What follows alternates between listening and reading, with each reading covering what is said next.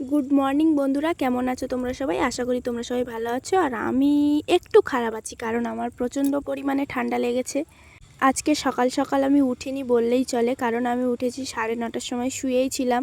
তারপরে উঠে brush trash করে নিলাম, নেওয়ার পরে ভালোভাবে গুড ভাইবসের এই ফেস ওয়াশটা দিয়ে মুখ ধুয়ে নিলাম। তোমরা কে কে এই ফেস ওয়াশটা ইউজ করো প্লিজ কমেন্টে জানিও।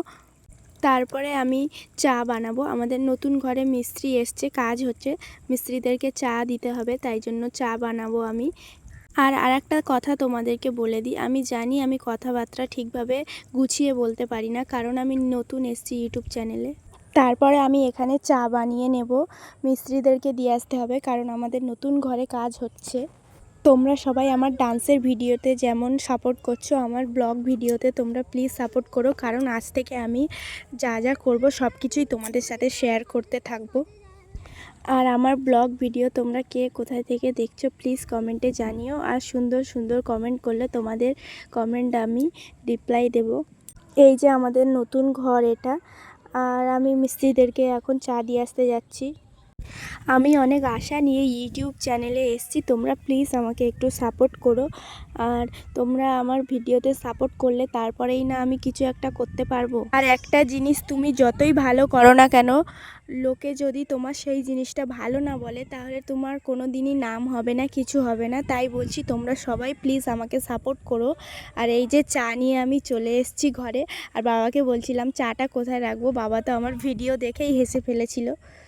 আমাদের ঘরে কাজ হচ্ছে, টালির কাজ হচ্ছে, মানে টালি বসানো হচ্ছে, বাথরুমে বসানো হচ্ছে, জানলায় বসানো হয়েছে সবে, এখন বেশি জায়গায় বসানো হয়নি। আর কারেন্টেরও কাজ হচ্ছে।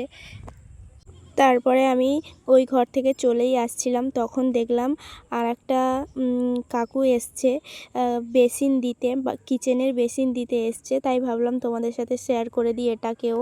শুধু বেসিন না, টালি দিতেও এসছে। আমি ওটা দেখে আবার চলে এলাম বাড়িতে। আর এত পরিমাণে রোদ তোমরা দেখতেই পাচ্ছ। তারপরে আমি বাড়িতে এসে চা, টোস্ট আর রুটি খেয়ে নিলাম। আর চাটা একটু ঠান্ডা হয়ে গেছিলো, তাও কিছু করার নেই, আমি আর গরম করিনি, ওটাকেই খেয়ে নিয়েছিলাম।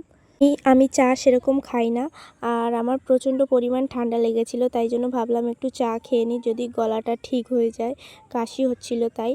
আর আজকের মতন এইটুখানি আমার মিনি ব্লগ, আবার দেখা হবে পরে অন্য সময়। আবার দুপুরবেলা কি করছি সেটাই তোমাদের সাথে শেয়ার করব। টাটা বাই, সবাই ভালো থেকো, সুস্থ থেকো।